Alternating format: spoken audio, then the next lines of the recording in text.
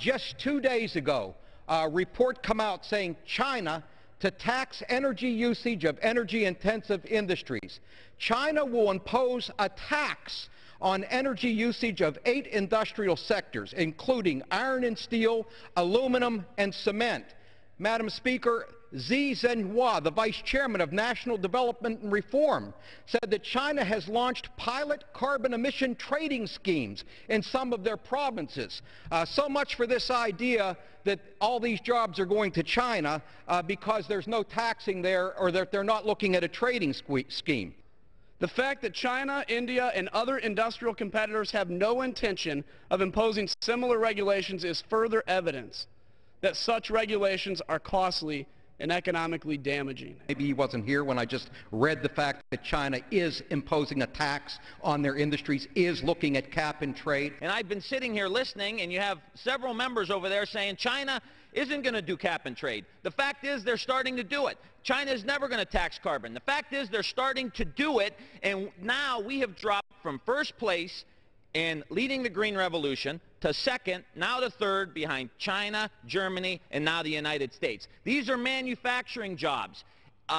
Tons and tons of steel go into a windmill. 8,000 component parts. They manufacture them in Illinois, in Ohio, in Pennsylvania. These are jobs for our people. Why else would the United Steelworkers of America be against this? And before the Green Revolution, we're making this happen, and we got to get out of our own way while we do it.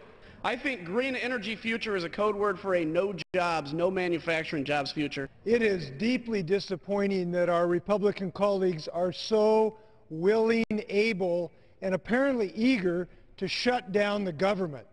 This bill fundamentally shuts down the government.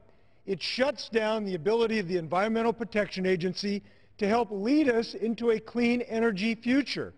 Why shut down an agency that can help develop these biofuels that we were just talking about? Why do they want to shut down the engine of innovation? Shutting down government is not a solution. Shutting down the EPA is not a solution. Shutting down American innovation is not a solution. Does not this doesn't change the Clean Air Act at all. This prevents them from going outside of the legislative will of the American people and implementing a legislative piece of an idea. I just want to make 2 points, because we hear a lot from the other side about Ronald Reagan, and I know they burn incense and light candles to Ronald Reagan. In the 1980s, it was President Reagan who used cap and trade for leaded gasoline. George Herbert Walker Bush used cap and trade for sulfur. This is something that can be done if we put a price on this stuff. Lead the world, not be led. Gentlemen, let's work together to find solutions to protect our industries while we clean up our environment for our kids and our grandkids. And with that, Madam Speaker, I will yield back.